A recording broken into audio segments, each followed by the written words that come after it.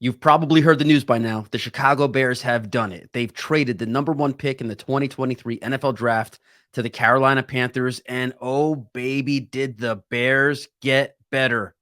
Let's have some Bears talk.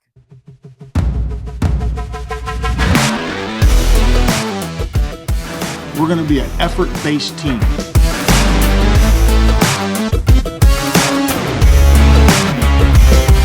Darnell being Darnell.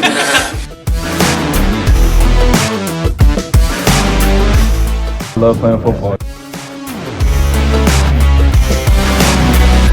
Ready to open this thing up. Let them know that we're coming. The moment we've been waiting for, Bears fans, has actually happened. The Chicago Bears traded the first overall pick in the 2023 NFL Draft to the Carolina Panthers for the number 9 pick, the number 61 pick, a 2024 first-round pick, and a 2025 second-round pick, and best of all, wide receiver DJ Moore. The curse is over.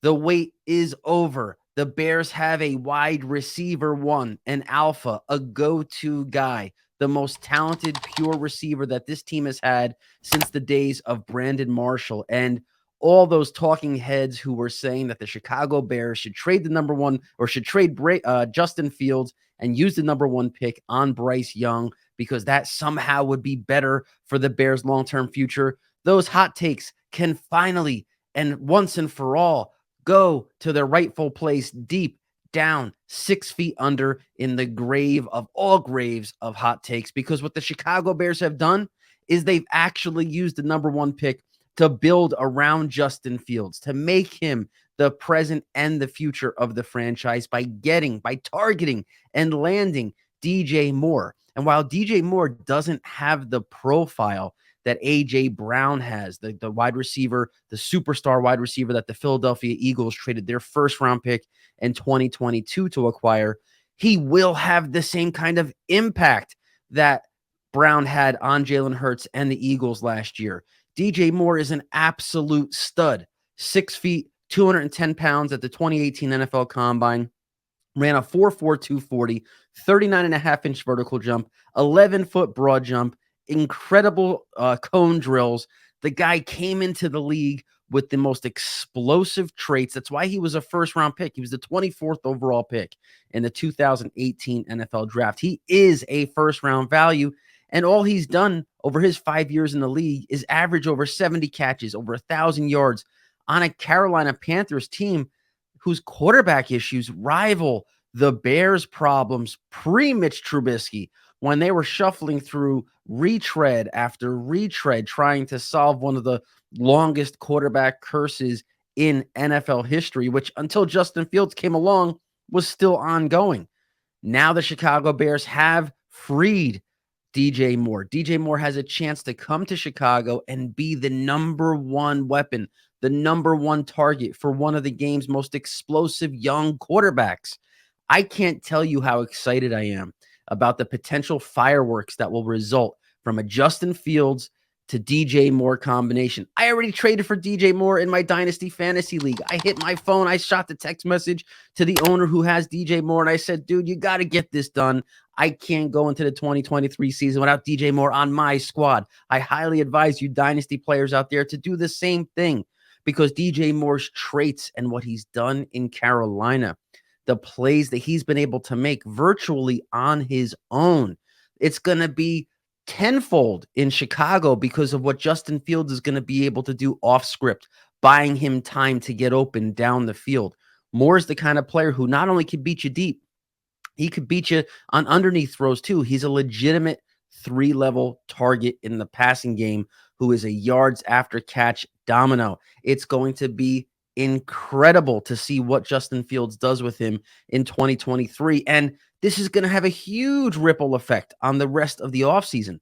The Bears don't need to worry about wide receiver anymore. DJ Moore is the clear wide receiver 1. And now it makes Chase Claypool the wide receiver they traded their second-round pick for, a guy who had so much pressure on his shoulders before this trade to become and develop into somebody that maybe he wasn't ready to be, an alpha number 1 guy in the Bears offense.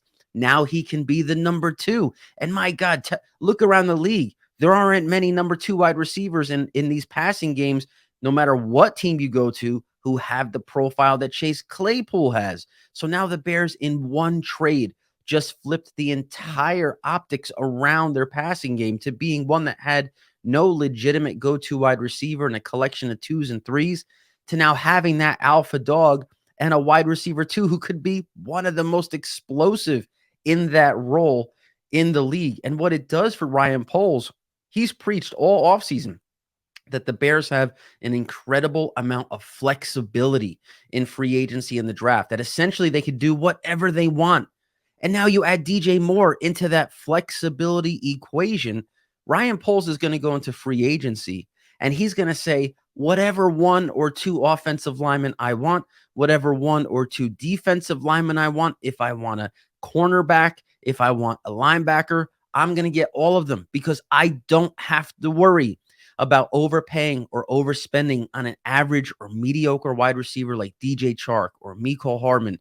If you watch our free agency preview that we just published yesterday, you'll see that Chark and Hardman and some like Alan Lazard, these are guys that are being mentioned as possible Chicago Bears targets before this trade. And quite honestly, that's kind of depressing that those were going to be the players that come to Chicago as the salvation, the guys that are going to help Justin Fields. DJ Moore is on a completely different level. And the beautiful thing about DJ Moore, he just signed a new contract in Carolina last year. He's got another 3 years on this deal. He's a cost-controlled wide receiver 1 who already is being paid under market value. So it's a great thing not only for on the field for the Bears, but it's great for on the books too, because they're not going to have to worry about extending their wide receiver 1 going into next offseason. And if we pivot to the NFL draft, the Bears now have the number 9 pick in the first round. They move back only 8 spots, and they land an elite wide receiver to pair with Justin Fields. And at number 9, there's still a chance that Jalen Carter can end up sliding to number 9 because of the legal issues he's having. And let's say he goes off the board before that. Let's say he's the pick at number 8 to the Falcons or number 7 to the Raiders. All right. The Bears will still have their choice of offensive linemen at number 9 overall. That's probably the sweet spot where the first lineman is going to get picked. Paris Johnson, Peter Skoronski, Broderick Jones, any one of these guys, the Chicago Bears can target, especially the offensive tackles, which are premium positions. They're going to have their choice at number 9. And if they don't want to go offensive line, they don't have to worry about wide receiver. So all of you out there who were hoping for Jackson Smith and Jigba, I think that ship has obviously sailed. They can go defensive line. There are some intriguing interior players, some edge rushers who at number 9 overall would present good value.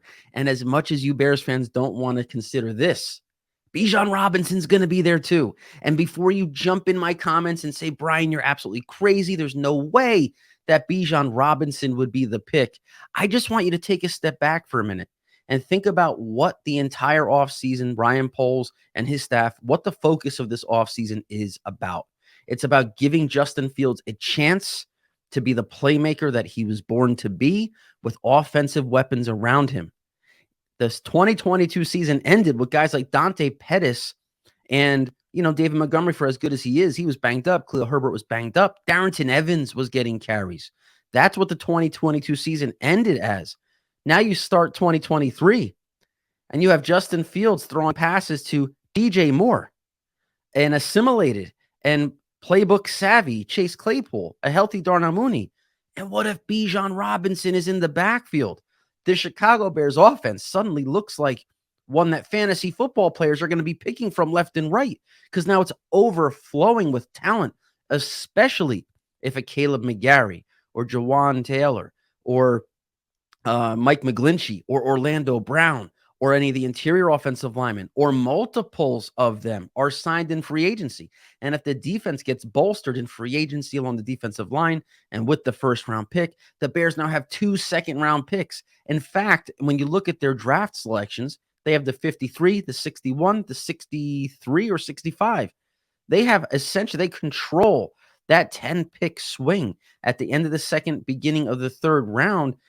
They're going to get starters there, starters on defense, starters on the interior. They're going to build out the contender, the classic contender roster where you build from the interior in the NFL draft. At number 9, remember something. Ryan Poles said he wanted to trade back but remain in striking distance for a blue player, the highest grade that the Chicago Bears scouting department gives any player that they evaluate. At number 9, how many blue players are going to be left, and who is most likely to be that guy?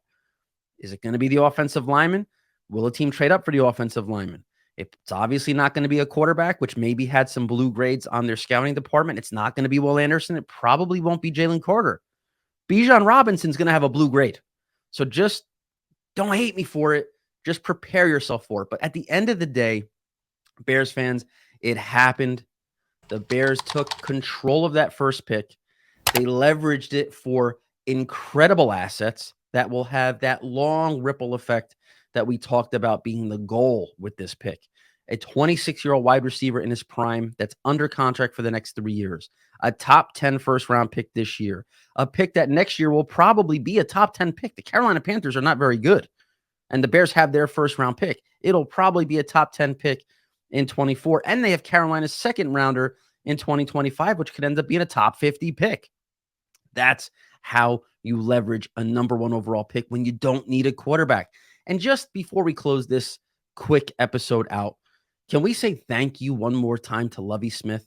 In Week 8, the Houston Texans pulled off a miraculous victory, which for Texans fans was probably more like a nightmare, by getting that 2-point conversion in the waning moments of the game to essentially win the game, but gift the Bears the number 1 overall selection. And on a night when the Bears trade for DJ Moore and all this draft capital, the Houston Texans sign Robert Woods. And with all due respect to Robert Woods, that's the difference that a 2-point conversion has made for these two franchises.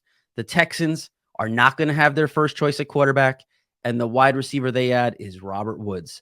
The Bears have been enriched with a bounty of draft picks and DJ Moore. So thank you, Lovie Smith. Thank you, Bears talkers, for tuning into this emergency video to kind of address the DJ Moore trade. We have a lot of really fun shows lined up next week.